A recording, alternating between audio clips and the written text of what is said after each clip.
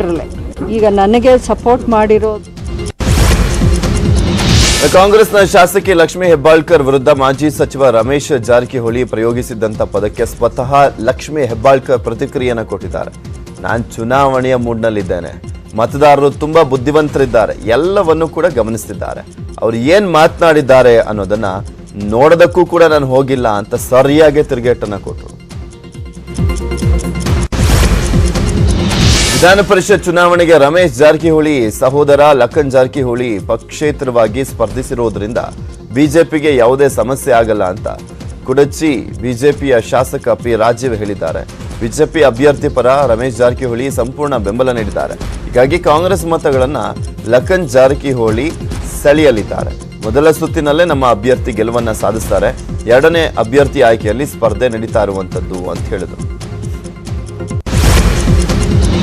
ಚಿಕ್ಕಮಗಳೂರಿನ ಕಾಂಗ್ರೆಸ್ ಅಭ್ಯರ್ಥಿ B form ಅನ್ನ ಸರ್ಕಾರಿ ಅಧಿಕಾರಿ ಪಡೆದಿದ್ದಕ್ಕೆ ಬಿಜೆಪಿ ನಾಯಕರು ಆಕ್ರೋಶವನ್ನು ವ್ಯಕ್ತಪಡಿಸಿದ್ದಾರೆ. ಆಕ್ರೋಶ ಏನು, ಅವ್ರದೇ ಸರ್ಕಾರ ಇದೆ, ಡಿಸ್ಮಿಸ್ ಮಾಡಿ ಬಿಸಾಕಬೇಕು. ಕಾಂಗ್ರೆಸ್ ಅಭ್ಯರ್ಥಿ ಗಾಯತ್ರಿ ಶಾಂತೇಗೌಡ ಪರವಾಗಿ ಅಬಕಾರಿ ಇಲಾಖೆ ಅಧಿಕಾರಿ ಸುನಿಲ್ ಬಿ ಫಾರ್ಮ್ ಅನ್ನ ಪಡೆದಿರುವಂತದ್ದು. ಕೆಪಿಸಿಸಿ ಅಧ್ಯಕ್ಷ ಡಿಕೆ ಶಿವಕುಮಾರ್ ರಿಂದ ಬಿ ಫಾರ್ಮ್ ಪಡೆದಿರುವಂತಹ ಫೋಟೋ ಸಾಮಾಜಿಕ ಜಾಲತಾಣಗಳಲ್ಲಿ ವೈರಲ್ ಆಗಿದ್ದು, ಇವರ ವಿರುದ್ಧ ಕ್ರಮ ಕೈಗೊಳ್ಳುವಂತೆ ಬಿಜೆಪಿ ಕಾನೂನು ಘಟಕ ಜಿಲ್ಲಾಧಿಕಾರಿಗೆ ದೂರನ್ನ ನೀಡಿದೆ. ಕಳೆದ 15 ದಿನಗಳಿಂದ ಬಿಟ್ಟು ಬಿಡದೆ ಸುರಿತಾ ಇರುವಂತಹ ಮಳೆರಾಯ ಸೃಷ್ಟಿಸ್ತಾ ಇರುವಂತಹ ಅವಾಂತರಗಳು ಒಂದೆರಡಲ್ಲ. ಬೆಳಗಾವಿ ಜಿಲ್ಲೆಯ ಚಿಕ್ಕೋಡಿಯಲ್ಲಿ ಸುರಿದಂತಹ ಅಕಾಲಿಕ ಮಳೆಯಿಂದಾಗಿ ಕಬ್ಬು ಹಾಗೂ ದ್ರಾಕ್ಷಿ ಬೆಳೆಗಾರರು ಕಣ್ಣೀರನ್ನು ಇಡ್ತಿದ್ದಾರೆ. ಕಬ್ಬನ್ನ ಕಟಾವು ಮಾಡಿದಂತಹ ರೈತರು ಇನ್ನೇನು ಕಾರ್ಖಾನೆಗೆ ಸಾಗಿಸಬೇಕಾಗಿತ್ತು. ಆದರೆ ಬಿಟ್ಟು ಬಿಡದೆ ಸುರಿದಂತ ಮಳೆಯಿಂದಾಗಿ ಗದ್ದೆಗಳೆಲ್ಲ ಕೆರೆಗಳಂತಾಗಿದ್ದು ಕೆಸರು ಗದ್ದೆ ಆಗಿದೆ. ಇದರಿಂದಾಗಿ ಕಟಾವು ಮಾಡಿರುವಂತಹ ಕಬ್ಬನ್ನ ಕಾರ್ಖಾನೆಗೆ ಸಾಗಿಸೋದೇ ದೊಡ್ಡ ಸವಾಲಾಗಿದೆ. ಗದ್ದೆಗೆ ಇಳಿದಂತ ಟ್ರ್ಯಾಕ್ಟರ್ಗಳು ಅಲ್ಲೇ ಸಿಕ್ಕಾಕೊಳ್ತಾ ಇದಾವೆ, ಮೇಕೆ ಹೇಳ್ತಾ ಇದೆ.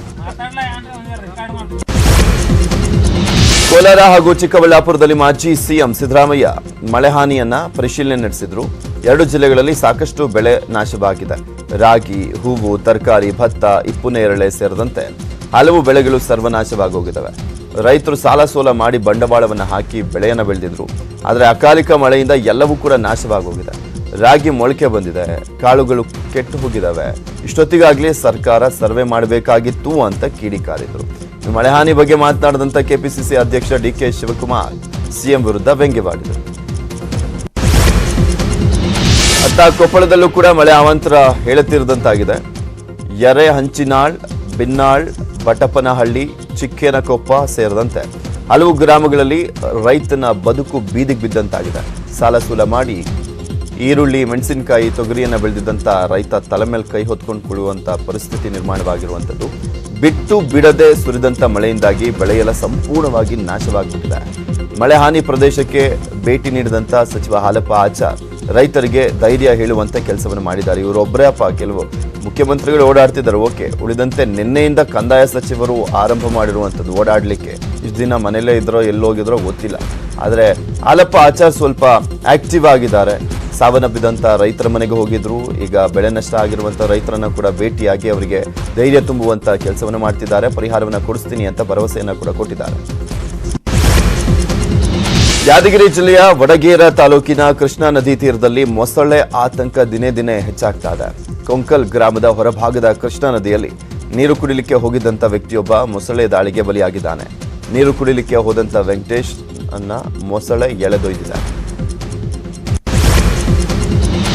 ಉತ್ತರ ಕನ್ನಡ ಜಿಲ್ಲೆಯ ಮುರುಡೇಶ್ವರದ ಶಿವನ ದೇವಸ್ಥಾನಕ್ಕೆ ನಿತ್ಯವೂ ಸಾವಿರಾರು ಭಕ್ತರು ಬರ್ತಾರೆ. ದೇವರ ದರ್ಶನ ಮಾಡುವುದರ ಜೊತೆಗೆ ಸಮುದ್ರದಲ್ಲಿ ಮುಳುಗೆದ್ದು ಹೋಗ್ತಾರೆ. ಇದೀಗ ಕಿಡಿಗೇಡಿಗಳ ಕಣ್ಣು ಮುರುಡೇಶ್ವರದ ಶಿವನ ದೇವಸ್ಥಾನದ ಮೇಲೆ ಬಿದ್ದಿದೆ. ಸಾಮಾಜಿಕ ಜಾಲತಾಣಗಳಲ್ಲಿ ದುಷ್ಕರ್ಮಿಗಳು ಬೆದರಿಕೆಯನ್ನು ಹಾಕಿರುವುದರಿಂದ ಶಿವನ ದೇವಸ್ಥಾನಕ್ಕೆ ಭದ್ರತೆ ಕಲ್ಪಿಸಲಾಗಿದೆ.